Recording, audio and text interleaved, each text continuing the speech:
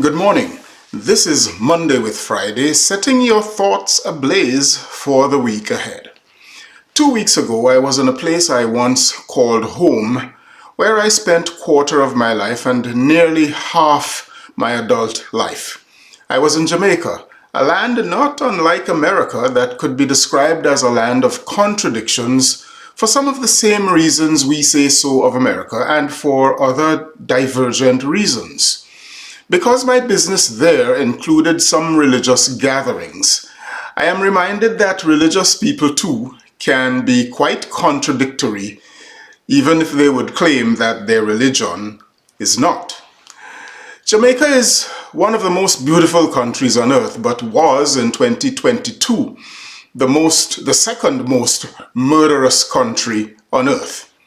Money flows in Jamaica. Massive mansions on hillsides, Jaguars, Audis, Mercedes-Benzes, Toyota Prados, and other high-end vehicles jostle for the same space in city streets as box carts driven by foot power on some roads that are more like hiking trails. Several major roads are first class indeed, but for those, Jamaica is indebted to China, perhaps for longer than she might think she might be, for this and other developments across the island. Jamaica is a country of contradictions. Religious people share similarities everywhere, and though I was in Jamaica, I was reminded how contradictory religious people and religious institutions can be also anywhere.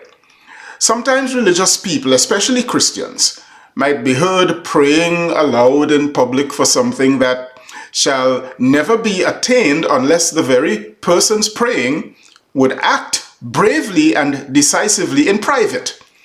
Often, church folk know full well that it is their action and their intervention in a matter that would change things, but instead they choose to offer earnest prayer asking for divine intervention instead, as if their God is usually off somewhere on other business needing to be summoned back to intervene. Here's another common contradiction mostly among church people, but not only them. Preachers and other public speakers shouldn't leave their hearers finding jarring dissonance between what they are lamenting or condemning on the one hand and truths the hearers know of the self-same speakers on the other hand. Preachers and public speakers should never present a problem as though it is caused by somebody else when it is the speaker's problem and probable fault also.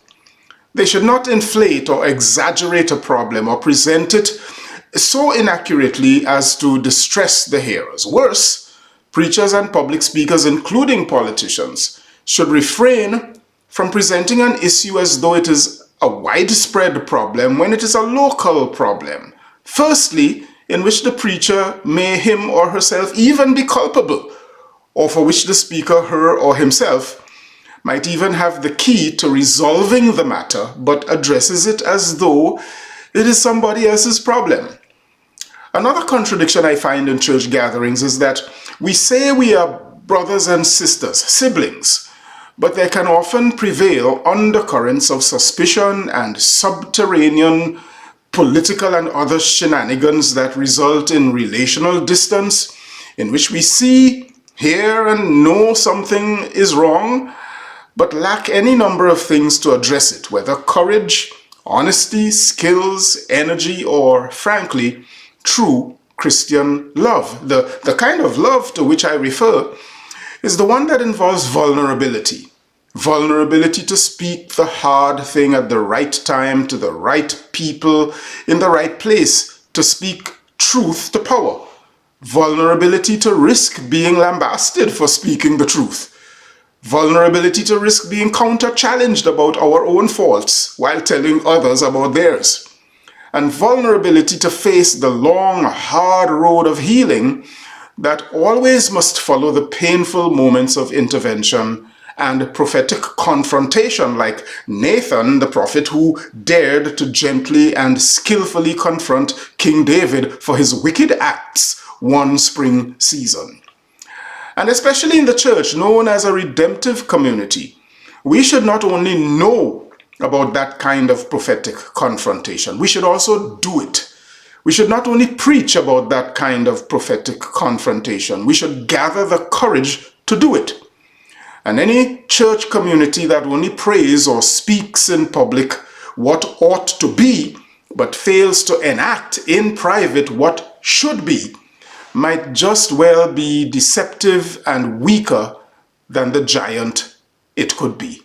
Please share this video with someone. Remember to like this video and do subscribe to my channel. I am Michael Friday, and your week just got better. I'll see you again next week. Happy Monday, all the way to Friday.